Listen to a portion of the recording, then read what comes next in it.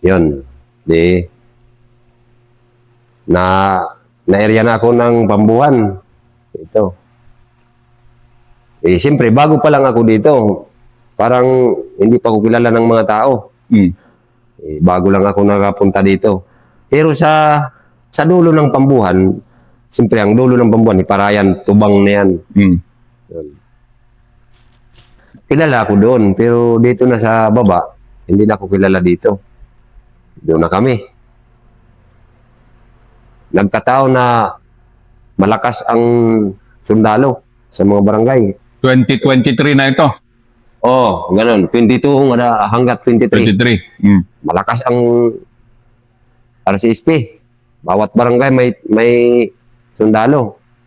Hindi na kami nakakalapit sa mga barangay. Palagi lang kami sa labas. Kahit sa mga tao, hindi ako magpapakita ng mga tao dito. Kasi hindi ko pa kilala. Baka isumbong nila kami. Kaya maingat kami dito. Matagal kami doon. 1 taon. Dito. Doon lang. Hindi kami nalapit ng barangay. Hindi kami napasok sa barangay. So paano Doon lang kami sa mga nyugan doon. Mayroon lang kami doon. Tinatambayan na isang tao na malawak ang nyugan niya. Doon kami. May anak siya na kasama namin. Nag-full time din. Doon kami sa kanila. Ang ginagawa namin, pag wala na kaming pagkain, hindi man kami nakakahingi sa mga barangay. May mga sundalo naman. Tinutulungan namin sila mag-kupra. Ang ginagawa namin,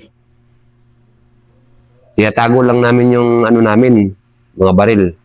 Parang civilian lang kami kasi yung nyugan nila, yung kuprahan nila, daanan ng mga tao.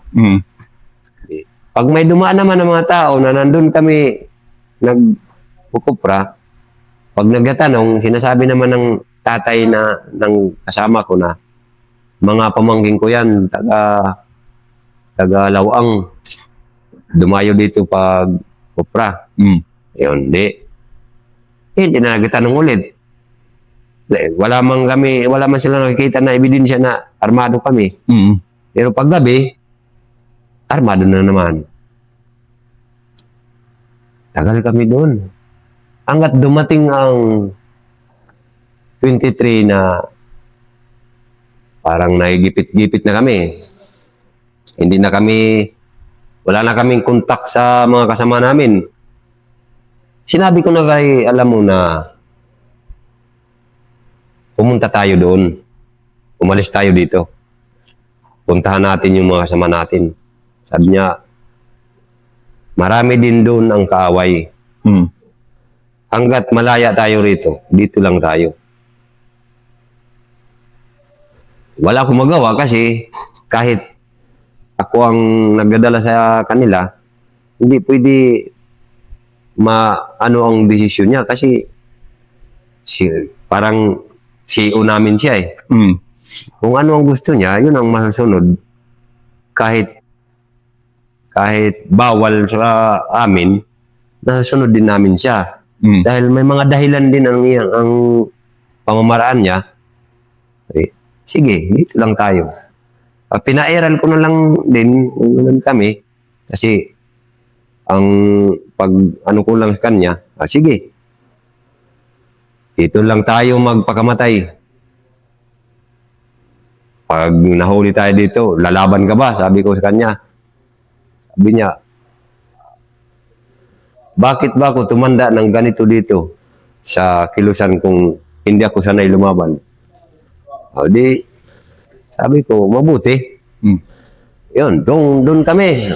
Bahala na. Yung namin doon, bahala na. Wala na kaming pupuntahan. Sige, dito lang tayo. Yun. Nung panahon na yun, wala na kaming pagkain. Sabi ko, maulan. Sabi ko, bantayan nyo maigi ang base natin kasi kukupra kami ng anak ng may-ari. Mm. Pero MPA din yung anak, kasama ko. Kupra kami doon sa parang safety na nyuga nila, walang tao na nakakapunta Mm. doon. Doon tayo. So, ano lang, 3 nyug lang ang naakyat namin. Putukan. Akyat ako ng nyug. Sabay tingin kung saan ang putukan.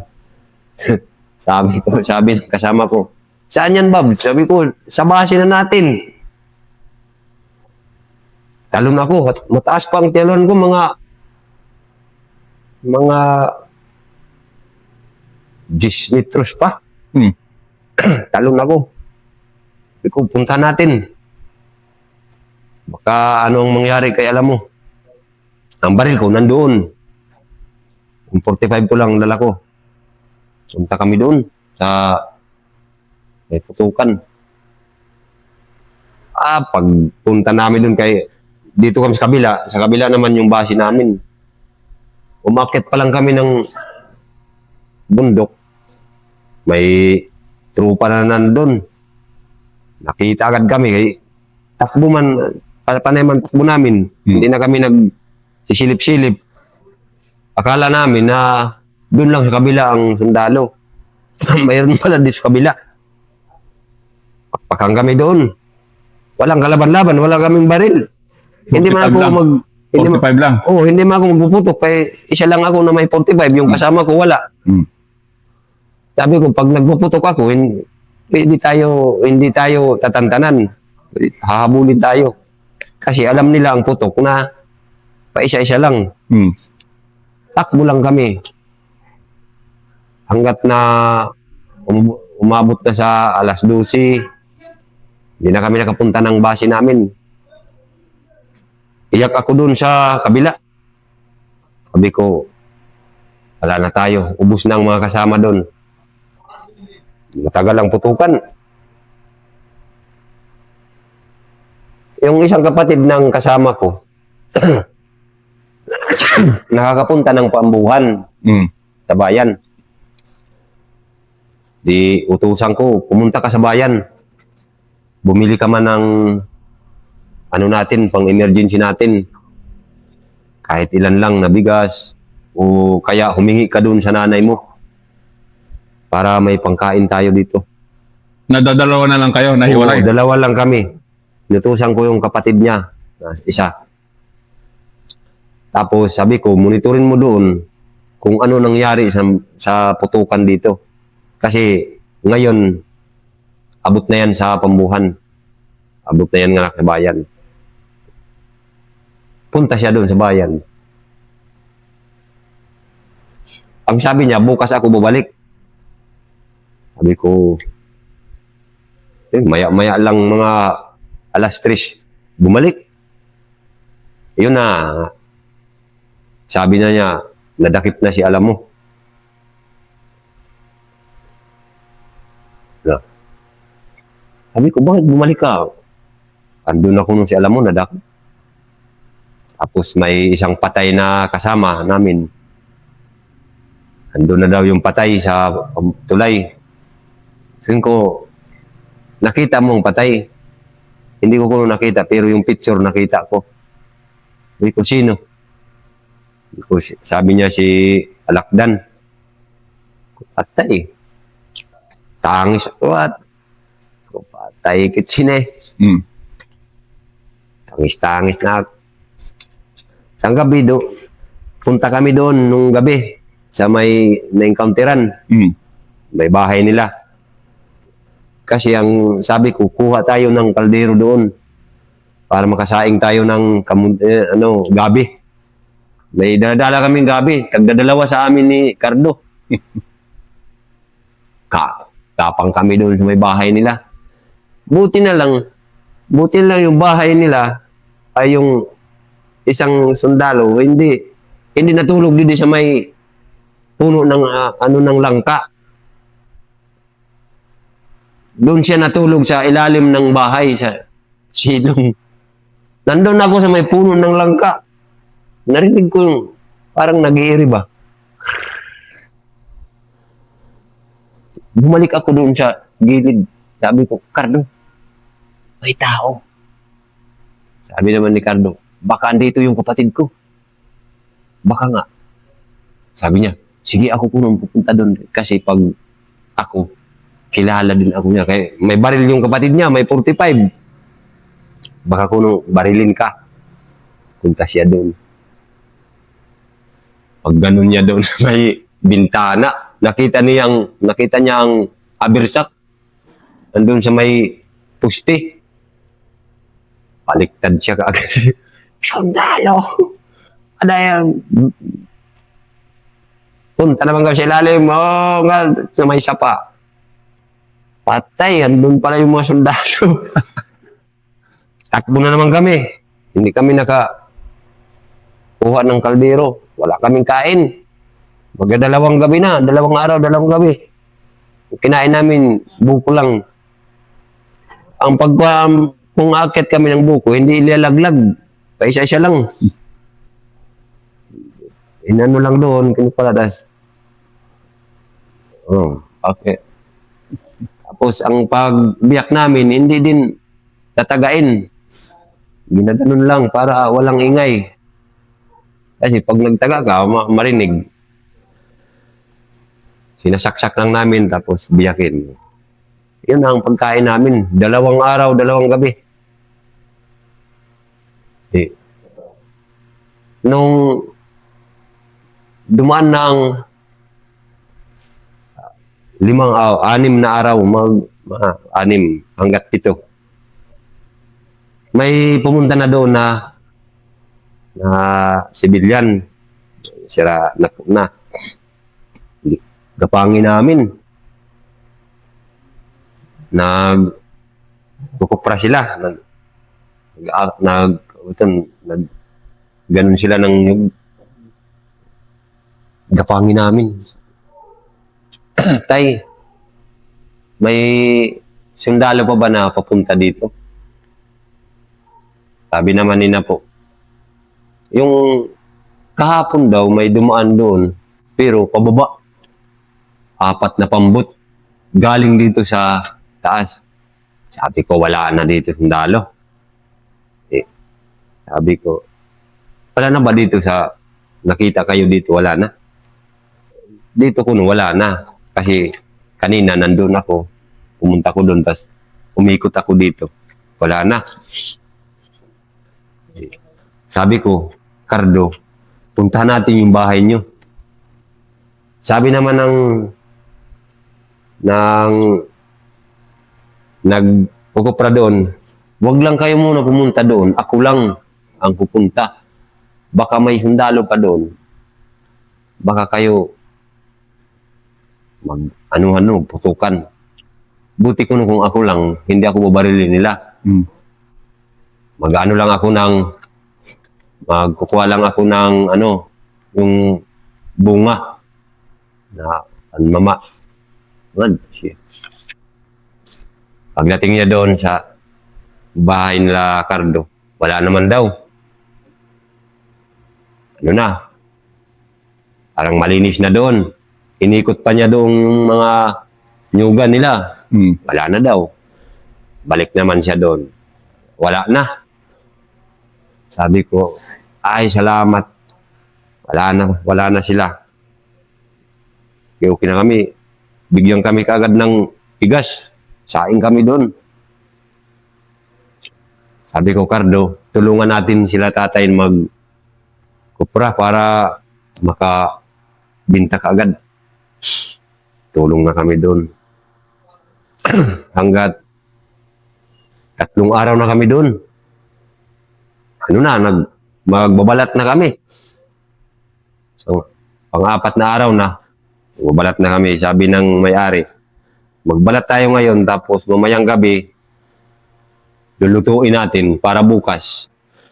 Maibinta natin kahit 3 sako lang para makabili tayo ng bigas at saka ulam. Ito, sige. Pero sabi ko, ubusin natin muna hakutin yung nasa baba. Kasi mamaya tayo mag-umpisa ng alas 3, magbalat. Oh. Pero, ano na, mangangain na kami, pang tanghalian. Kain kami. Pagkatapos, umupo ako sa duyan. Sabay naman mama. Lumarga na ang may-ari. Pumunta na sila doon. May dala na silang alat. Maghahakot na sila doon. Ako, nandun pa kasi tapos pa lang ako kumain. Hanggat na nga mag-alas 12, tinatahi ko yung holster ko sa 4-5. Sabi ng ni nanay, mauna kami sa inyo, pagkatapos magtahi, saka lang kayo pumunta dito. Umalis na sana si Naiday. Sabi ng sundalo, tao po, magandang araw. Nakinig kagad pag ganun ko, nandun na si Master Tabugon. Nakaganon ang baril. Ako, nakaupo ako sa duyan. Sabi ko, magandang araw, sir. Sabi ko, pero okay lang. Yung 4-5 ko, nandun sa loob ng bag. Tanong siya, ilan kayo na nagkukupra? 5, sir. Pero yung isa, si Cardo, nasa ilalim nasa silong ng lunan.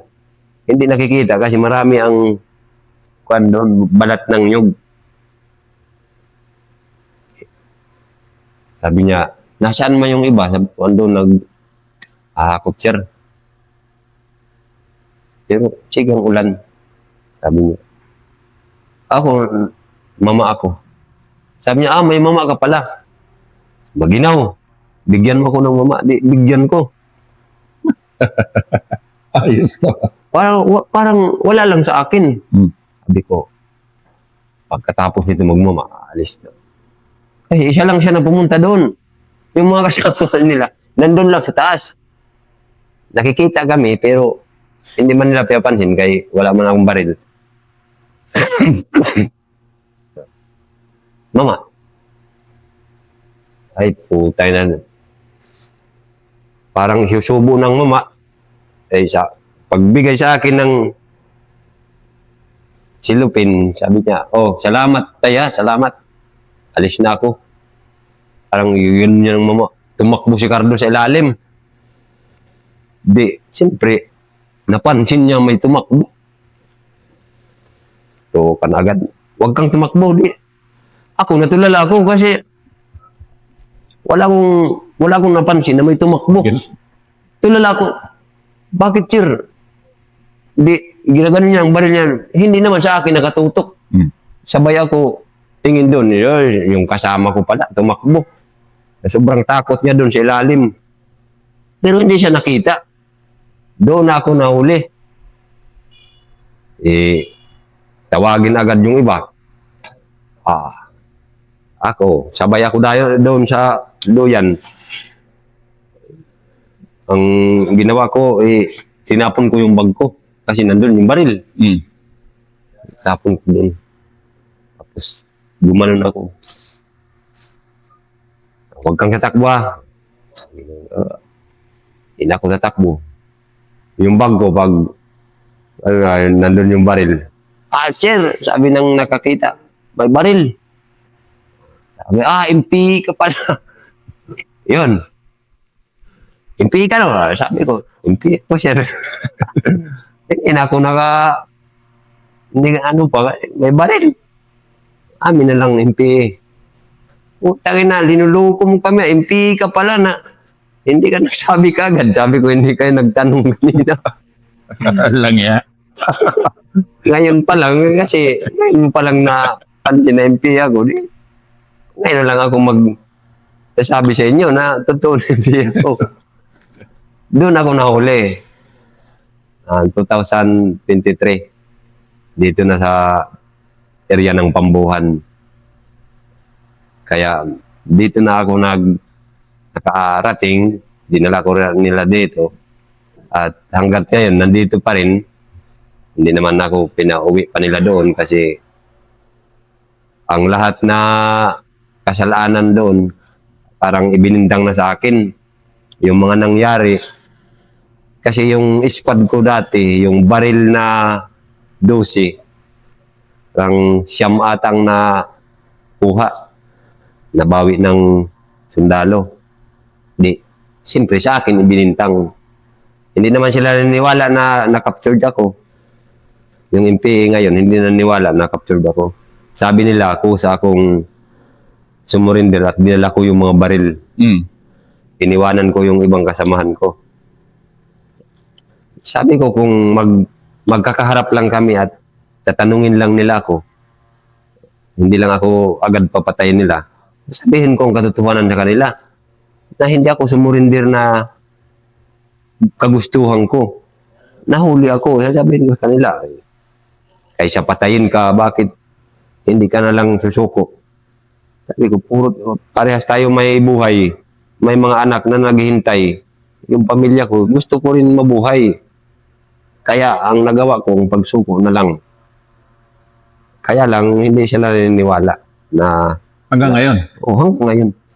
Akala nila na dinala ko lang, kusang dinala ko ang baril dito. Na lahat na baril. Yan ang pagkakaalam nila doon. Hindi sila naniniwala na na-captured lang ako. Ngayon, nakabawi ka na sa pamilya mo? Oo. Magkakasama na kayo? Kasama ko naman. 2 taon na kasama kami. Ang masakit pa noon, namatayan pa ako ng isang bata na hindi ko alam. Ha? Yung isang anak ko. Namatay. Malaman ko nung mahuli na ako dito. Matagal na pala na namatay yun. Yung, di ba 2 anak mo? 4 yun. Ay, yung iniwan mo nung... Oo, dito na sa ikalawang asawa ko, 4 ang anak namin. Yung 2 nasa Maynila. Yung 2 na nandito nasa asawa ko. Yung isa pala, grade 11 na yun, namatay pala. Yung nasa Maynila? Hindi, nag-aaral dun sa Nabas. Wala akong nalaman na namatay. Hindi pinaalam sa akin. Nagpadala daw siya ng mga sulat para malaman ko na namatay yung anak namin. Pero hindi sa akin sinabi. Ng partido? Oo, ng mga kasama ko. Ang sakit nun para sa'yo? Masakit yan kasi malaman ko mag-2 taon na nung mahuli na ako. Ang nag-update na lang sa akin yung mga sundalo na lang na namatay yung isang anak ko. Yun ang masakit na nangyari sa akin. Kasi sabi nila, yung samahan natin, parang higit pa sa magkakapatid. Kung ano ang mayroon ng isa, dapat lahat pantay. Pero nung nangailangan ako ng tulong ba para ma-update ko yung pamilya ko, hindi nila ako sinabihan na wala na palang isang anak ko. Yun ang masakit lang na ginawa nila sa akin na parang hanggang ngayon, parang ano ko ba? Na binuhos mo lahat? Parang pinagsilbihan ko sila ng gusto. Lahat, isinakripisyo ko yung pamilya ko, yung buhay ko, binuhos ko sa kanila, pero hindi sila, parang wala silang tiwala ba? Dapat na magtiwala sana sila na paalam nila sa akin, kasama yung anak mo pala, hindi naman natin kagustuhan. Dapat paliwanag ba? Hindi naman natin gusto na mawala yung anak natin, pero dapat ipaalam nila sa akin na kasi ako, naghihintay ako na makita ko yung mga anak ko. Yun ang parang masakit sa akin na ginawa nila sa akin na hindi ko mawala-wala ba. Kahit ang pinagsamahan namin gano'ng kalalim, parang nawala dyan nung malaman ko yan.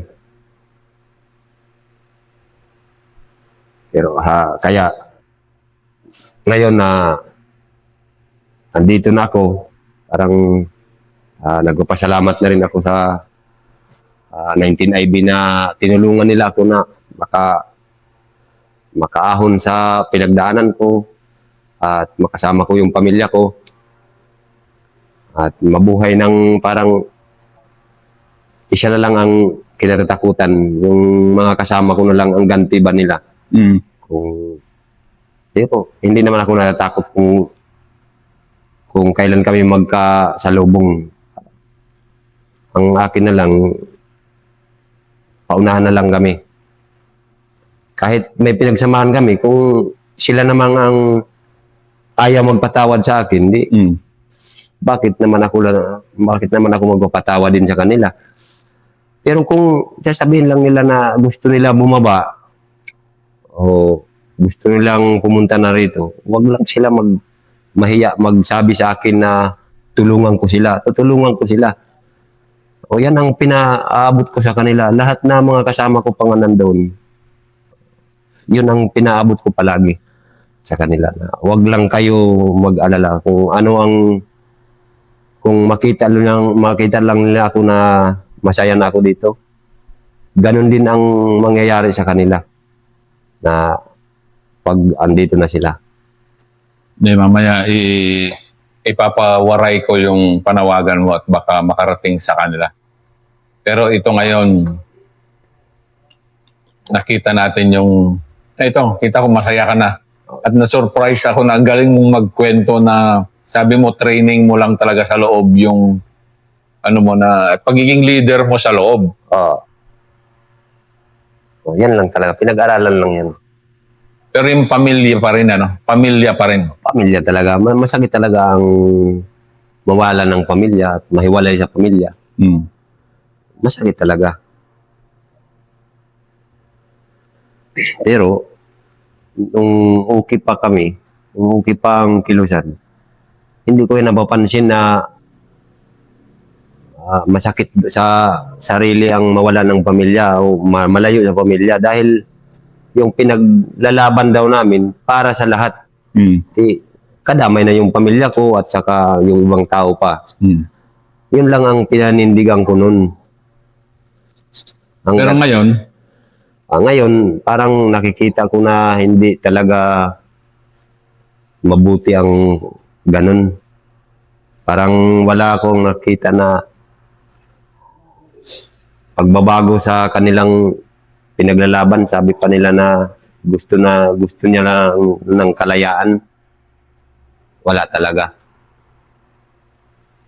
Kaya, yun, malaki na lang ang pasasalamat ko sa